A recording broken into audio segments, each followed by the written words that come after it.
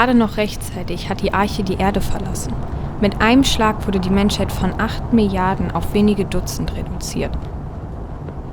Ohne Atmosphäre ist der Planet verstummt. Aber in der Stille des Alls hört man sie noch, tief ins Gedächtnis der Überlebenden gebrannt. Die vielen Klänge der Erde.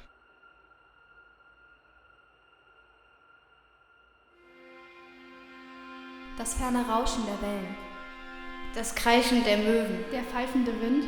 Das Horn der Containerschiffe. Prellenden Volleybälle. Das Platschen am Strand in der Brandung. Das Flattern der Segel. Das Knirschen der Muscheln unter den Füßen. Das Wummern der Schleuder der Waschmaschine. Das Türklingeln. Das Rauschen der Dunstabzugshaube. Das Dröhnen des Staubsaugers. Der Bruder, der weint, die Mutter, die schreit. Das quengelnde Baby. Das Rascheln der Bettdecke. Das Hundegebell. Das Gluckern des Abflusses. Das Quietschen der Tür. Das Knacken des Holzes im Ofen. Leise Musik aus dem Radio. Das ferne Rauschen der Wellen. Das Kreischen der Möwen. Der pfeifende Wind.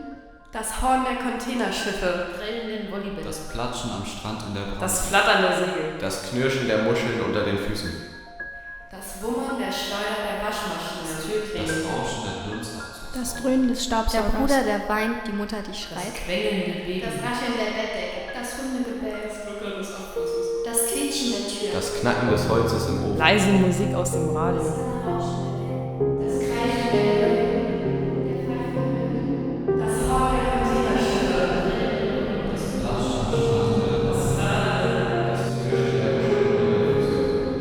Das Wummern der Schleuder der Waschmaschine.